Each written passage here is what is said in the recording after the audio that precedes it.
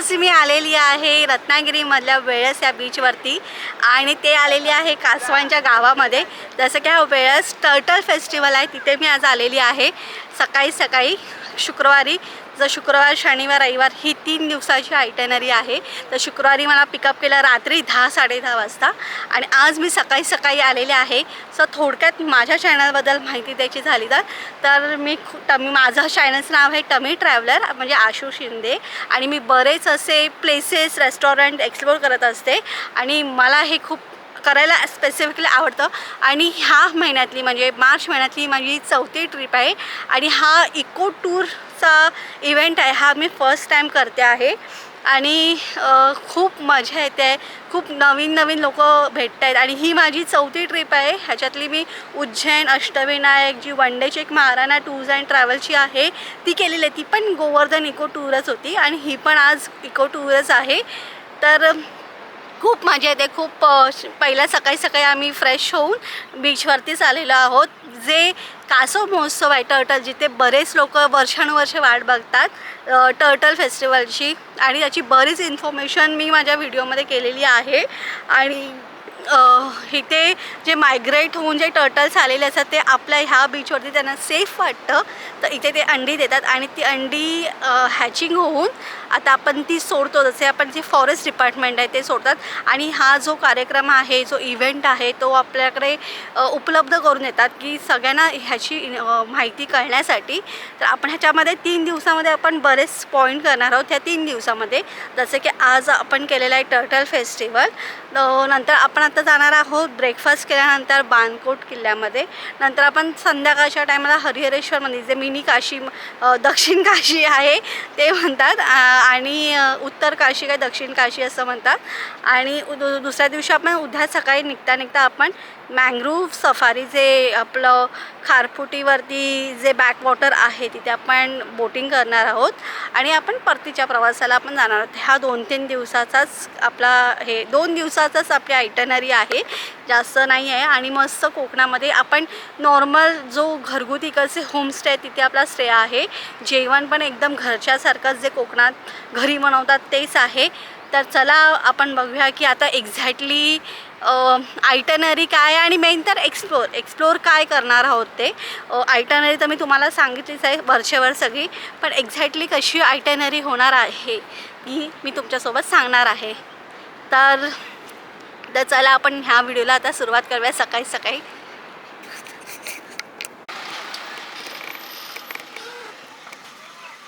बरीचशी गर्दी सकाळी आमचे 6-6:30 झालेले आहे, बरीचशी गर्दी आलेली आहे हॅचिंगसाठी। सो वेलकम टू वेळस कासव फेस्टिवल।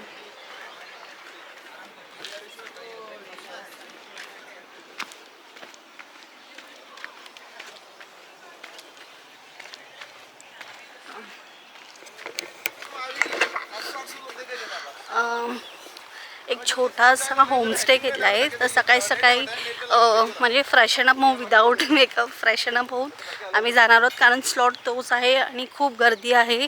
आज सॅटर्डे आहे, तो बरेच पुणे मुंबईतले अजून कुठचे आले असेल ट्रेकर्स ग्रुप, तर बरीच गर्दी आहे। तर आपण आता बघूया कासव महोत्सव कसा असतो, ते हॅचिंग कसं असं, हा माझा पहिलाच एक्सपिरियन्स आहे। आता आपण झालो बीच टूवर्ड्स आणि असे डेकोरेटिव्ह थिंग्स केलेले आहेत आणि इथे इन्फॉर्मेशन दिलेली आहे।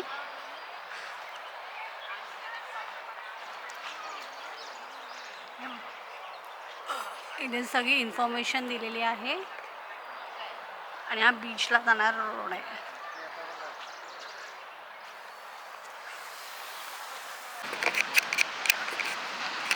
तर हा आहे रत्नागिरी जिल्ह्यातला वेळास बीच आणि तुम्ही बघू शकता किती गर्दी, आणि माझ्या पाठीसुद्धा बऱ्याच बॅचेस या टूर्समधले जी इको टूर आहे त्यातले बरेचसे लोक अजून येत आहेत।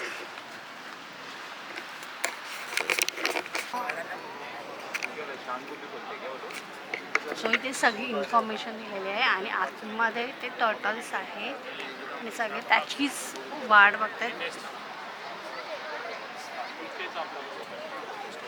आणि त्याचं बॅच वाईज थोडे थोडे करून समुद्रात सोडणार नंतर, आणि त्या समुद्रात सोडल्यानंतर आपल्याला अर्ध्या तासानंतर आपल्याला स्विमिंग करायला देतात समुद्रामध्ये. बाहेर सगळ्यांनी थांबायचे. मोबाईल आणि कॅमेरा फोटो काढताना किंवा व्हिडिओ काढताना लक्षात ठेवा त्याचा फ्लॅश बंद ठेवायचा आहे, कारण ही पिल्लं लाईटकडे आकर्षित होतात. आपल्याला कमीत कमी त्याची ताकद वाया घालवायची आणि लवकरात लवकर त्याला त्याच्या घरी जायला द्यायचं आहे. महत्त्वाची दुसरी अजून एक गोष्ट, ज्यांच्याबरोबर लहान मुलं असतील त्यांनी त्यांचे हात धरून ठेवा, आणि पिल्लं एकदा पाण्यात गेली की पुढची 15 ते 20 मिनटं कोणीही त्या भागांमध्ये पाण्यात जायचं नाही, कारण लाटेशी याचा पहिल्यांदा संपर्क होतो. लाटेने ते परत बाहेर येऊन आपल्याच पायाखाली येऊ शकतात. हे नियम सगळ्यांनी पाळा. इस साल यहाँ पर 31 नेस्ट है टोटल. पहले 3 नेस्ट ओपन होकर उसमें से हैचलिंग खत्म हो चुके हैं. 3 बास्केट जो दिखाई दे रहे हैं वहाँ पर एक्सपेक्ट है कि हैचलिंग मिलेंगे, क्योंकि उसका इंक्यूबेशन पीरियड पूरा हो चुका है. अगर यहाँ पर हैचलिंग है तो पानी के पास बैरिकेड्स लगाए हैं, वहाँ पर हैचलिंग बैरिकेड के अंदर रखा जाएगा.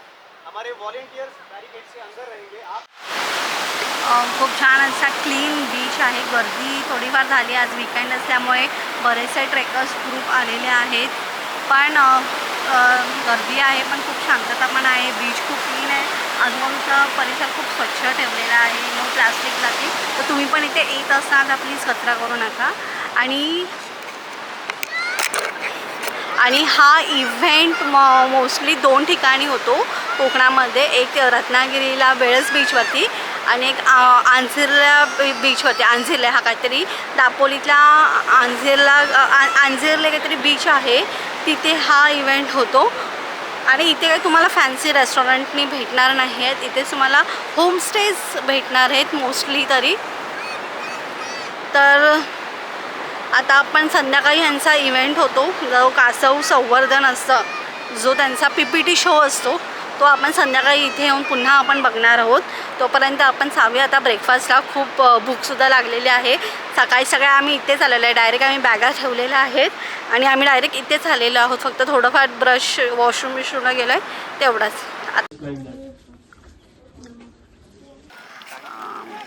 तर ब्रेकफास्ट करून झाल्यानंतर आपण आलो आहे बाणकोट किल्ल्यावरती. आणि जेवढे टर्टल फेस्टिवलला आलेले आहे ते बाणकोट किल्ला, वीरेश्वर मंदिर हे करतात, म्हणजे स्पॉट हे करतातच. हा आतून बाणकोटा असा दिसतो.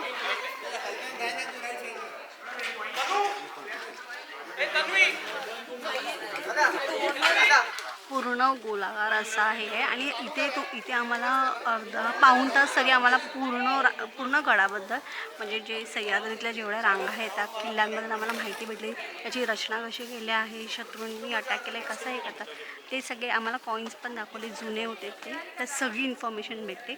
मी मुद्दामून शूट नाही केले, ते ऐकण्यासाठी तुम्ही तुम्ही नक्कीच जे ट्रेकर्स आलेत इथे आमच्यासोबत एक डेक्कन ट्रेकर्सचा ग्रुप आहे, पुण्याचा देशपांडे ग्रुप आहे, ते असे बरेच आलेले आहेत जे आज वेळच टर्टल फेस्टिवलला येतात.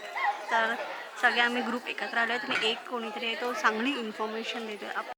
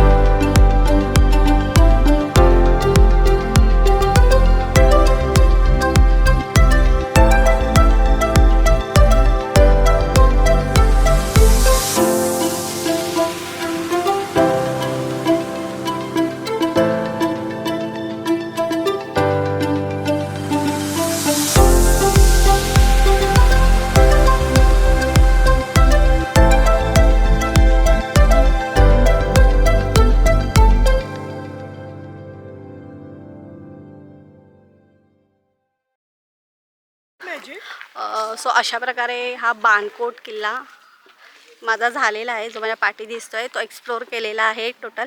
आता आम्ही चाललो आहे लंच. दुपारचा वेळ झालेला आहे, 12-12:30 झालेले आहेत. आता मी जेवणार आहे, थोडा रेस्ट करणार आहे आणि पुन्हा आम्ही जाणार आहोत वेळास बीचवरती. तिथे आम्ही डॉक्युमेंटरी PPT आम्ही तो शो बघणार आहे. सो चला. सो आता आपण चाललो आहोत दुपारचं जेवण लंच टाईमसाठी आणि कुठच्या तरी आपण बागेत जाणार आहोत. तो चला आपण बघूया आज जेवण काय आहे ते दुपारचं. तर आम्ही आता दुपारच्या जेवणाला बसलो आहे मस्त आंब्याच्या बागेत आणि आता आपण मेन्यू बघूया काय काय तो. काय आवडलं तुला ह्यातलं? वाटाण्याची भाजी खूप छान आहे आणि कोकणातला मोदक आहे म्हणजे छानच असेल.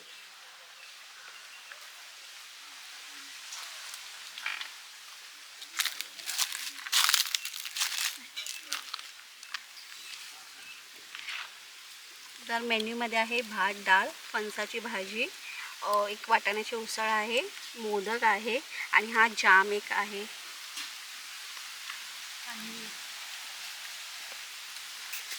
नुसार आम्ही ते टाईमपास करतोय. नंतर 7-7:30 वाजता त्यांची डॉक्युमेंटरी फिल्म आहे, त्याच्यामध्ये पूर्ण डिटेल्स तो व्हिडिओ असतो तो आम्ही बघणार आहे आणि तोपर्यंत आम्ही सनसेट एन्जॉय करतोय. मस्त आहे सनसेट आहे, तुम्ही पण बघा.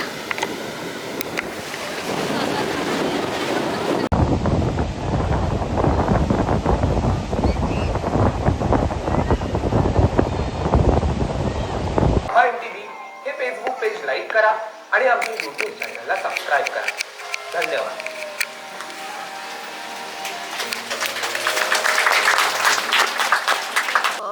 सो अशा प्रकारे हा PPT डॉक्युमेंटरी शो संपलेला आहे आणि हा पाहण्यासाठी तुम्ही लवकरात लवकर तुम्ही वेळच कासव फेस्टिवलला नक्की व्हिजिट करा.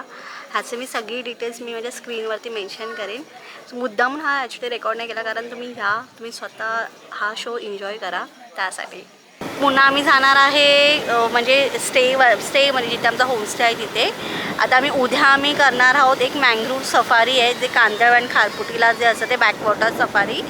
आणि एक आम्ही नंतर करणार आहोत हरिहरेश्वर मंदिर, जे दक्षिण काशी म्हणून ओळखलं जातं, कोकणातलं दक्षिण काशी. तर तोपर्यंत आता मस्त रिलॅक्स करते एकदम आहे. खूप असा छान फील येतो आहे, घरी आल्यासारखा म्हणजे गावी आल्याचा फील येतो आहे. खूप छान तर रिलॅक्स वाटतं आहे. हा टोटल पॅकेज आणि टोटल आयटनरी मी तुम्हाला उद्याच्या व्हिडिओमध्ये सांगेन. पुन्हा आज रात्रीच्या जेवणात आहे कोशिंबीर, कोबीची भाजी आहे, चवळीची भाजी आहे, भात, डाळ, चपाती.